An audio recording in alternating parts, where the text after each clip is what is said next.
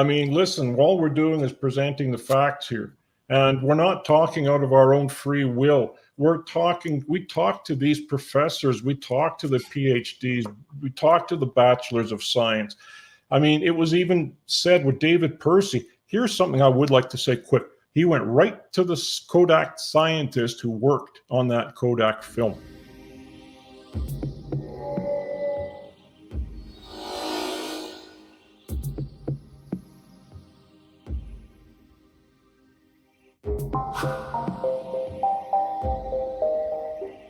He went right to the Kodak scientist who worked on that Kodak film that was produced for the moon landings.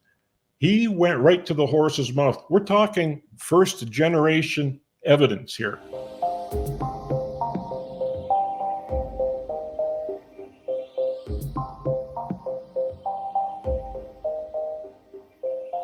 You know what that man said? He said there was nothing special about that film other than two things.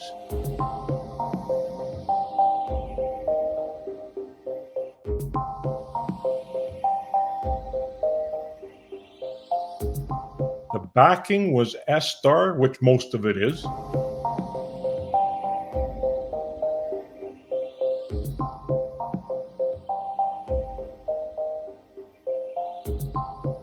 But anyways, it was S-star and the grains were finer.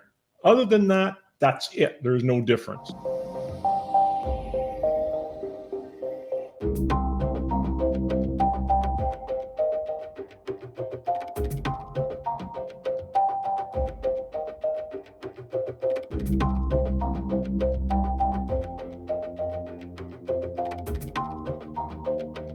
So all these people can say, and by the way, this is not high altitude aerial film. We're talking about a special film that was made for NASA, and those were the two things. The backing was thinner and the grains were smaller.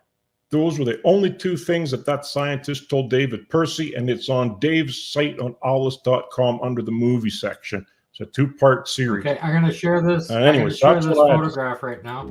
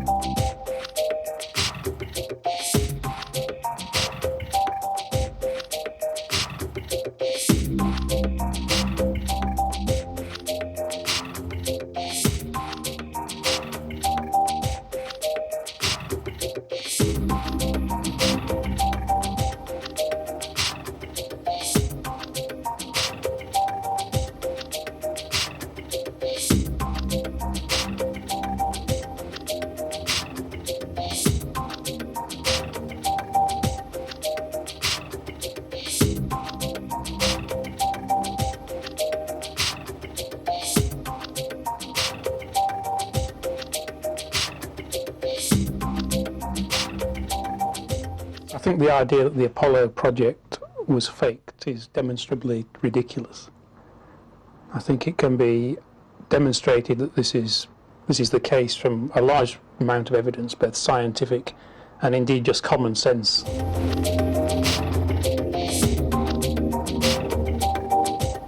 This is a roll of, as you can see, 70mm film, and this is, of course, I hasten to say it's not the original, which is in the closely guarded and temperature and pressure controlled vaults in Houston, magazine 40 from Apollo 11. So this is the roll of Ektachrome film that was exposed mainly by Neil Armstrong on the lunar surface, and of course it's a historical record, but I do stress that this is a duplicate which was given to me, and I'm very proud to have been given it by the people at the Photographic Technology Division in Houston. Brian Welch is Acting Director, Media Services at NASA Washington. The film was specially produced for NASA by Kodak. It involved the use of thin gels and special emulsions for this film. The idea was that it would have to stand up to a vacuum, it would have to stand up to extremes of heat and cold, on the surface of the moon. It was Kodak film, and the sensitization of the film was essentially the same as ordinary film at that time. It was Ektachrome X, as it was then called, 64 ASA, or ISO, as we need to say now. ASA is all gone. Or 160, which was then a very fast film, of course. 160 ASA or ISO, you have an enormous amount of radiation in space, and potentially it affects film, of course, and of course, as you will well know, its prime effect is on contrast. Look at the results, top quality duplicates. You can see that there appears to be no effect whatsoever. It never got to the stage where I heard, at least, that a film had been badly affected by temperature or the pressure differentiation or radiation. He went right to the Kodak scientist who worked on that Kodak film that was produced for the moon landings. He went right to the horse's mouth. We're talking first generation evidence here. It's a two-part series. Okay, I'm going to share this. I'm Anyways, going to share that's this what I have. photograph right now. We can be on it. Yeah, wherever that It's video. a little tricky, Scott. You want to just send Okay, it to I me? got I'll it. send it. Entire I'll put it up there. screen. Allow. Is that Okay, I it? see it. I see it. Yeah. You see it? There you go. Okay. There's the picture. There's the window in here. And then we'll show you how it's cut out. Yeah, thanks, Secret Squirrel. Thanks for stopping by. Okay. Is that nicely done or what?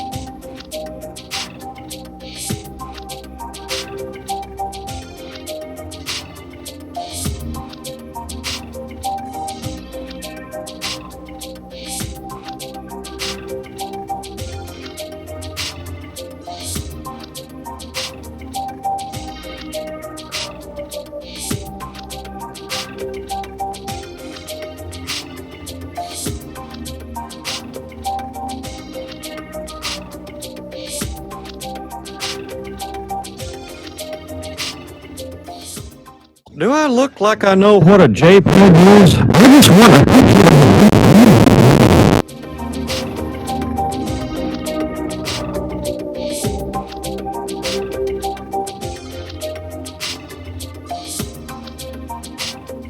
Yeah, and by the way, there's your there's your high res photo, that one right there.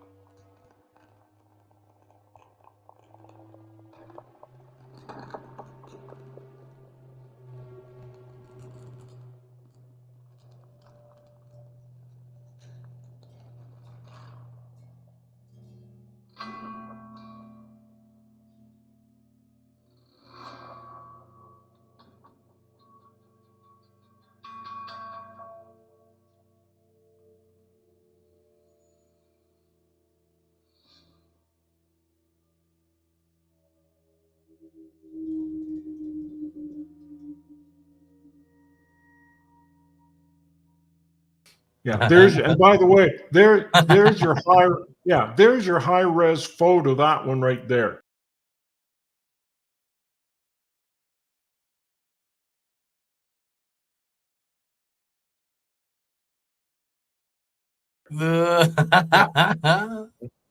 Now I just wait a minute. I downloaded the TIFF of this, and Yeah, I it's not as bad. downloaded this one in 2008.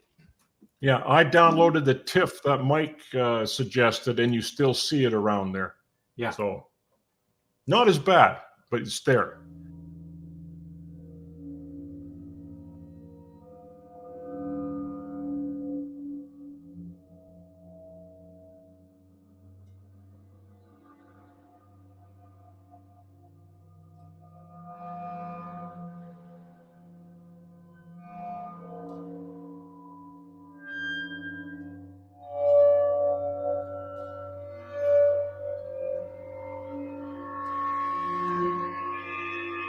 That's And then just the one one in the example.